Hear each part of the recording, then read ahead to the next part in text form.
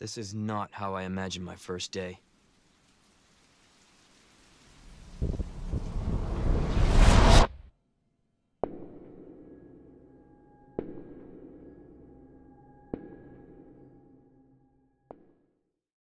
So many people have been analysing and watching Resident Evil 2 Remake gameplay, but a lot of people haven't actually seen some of the little things that the developers have added in.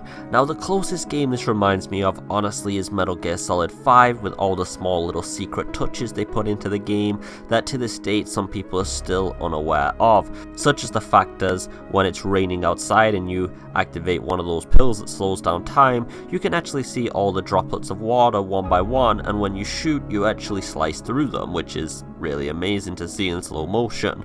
And Resident Evil 2's Remake also has a ton of secret little things like this, things you'd only notice if you've played the game a lot or analysed it in depth. So let's go through these right now. So first off, we'll talk about the persistent damage and weather effects and even other things on Leon. So as you can see here in this gameplay, Leon has been going outside in the rain and his uniform is quite wet.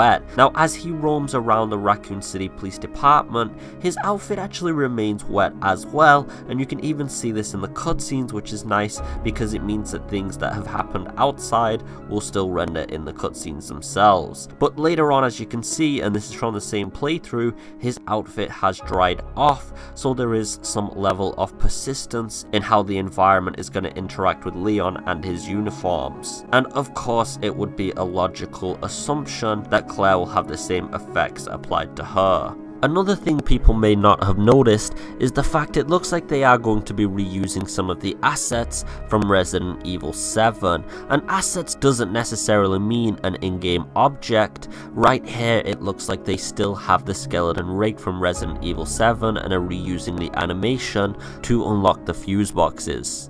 It's not known how far this will actually go, but right now it just looks like the animation has been reused. It has been changed a little bit and sped up, but for the most part you can clearly see it is the same thing. Now to carry on the topic of persistent effects, as we were talking about weather before, it also seems like blood splattered onto you as well as damage and bites will remain on your player. I'm not sure if these will be permanent throughout the game because they do seem to cleanse up a little bit at least, but you can see here, and I do apologize if these are blurry, that blood and bite marks do remain even in cutscenes as well. And this is a nice little aesthetic touch, and considering that we're going to be facing lickers that have huge claws, I'm wondering what the aesthetic effects are going to look like being clawed by one of those things, and how long the damage will actually stay on the character that you are playing. I'm sure by now everybody knows that you can barricade windows up, but did you know that doors do have a different level of durability? So as you can see here from one of these clips, and this is at the E3 gameplay, the zombies just go through one of the normal doors and they just open it and follow you through with no resistance. However, I'm going to show a clip off here, and please do try to pay close attention to the door in the background.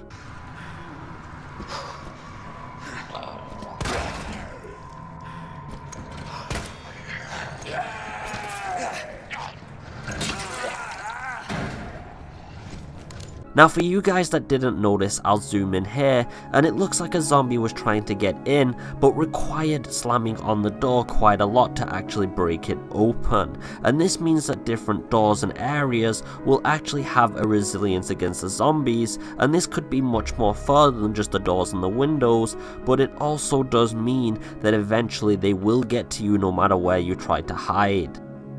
Now this is something I've covered before, and it hasn't really got too much attention, nor is anyone talking about it, so I'm just going to repeat it in this video, but it does seem like a Revelation style dodge mechanic has been added to Resident Evil 2's Remake, so you won't just be relying on the combat knife to defend yourself, you will be able to execute some kind of dodge if you get the conditions correct. The conditions to dodge are not currently known, however.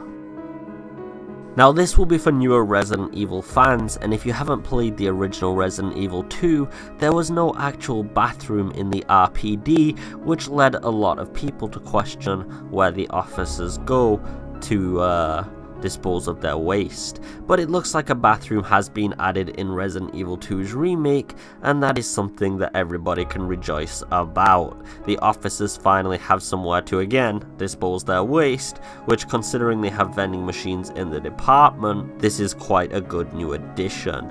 I hope you've enjoyed this video for now anyway, guys, and I am going to be covering a lot more content with Resident Evil 2's remake, and I've also got a few other projects in mind, some zombie games and horror games in general, and I hope you're looking forward to those as well. If you did enjoy the video, please do leave a like, a subscribe and a share. It would really help the channel grow as fast as possible. But for now, I just hope you're having a beautiful day. As always, take it easy and peace.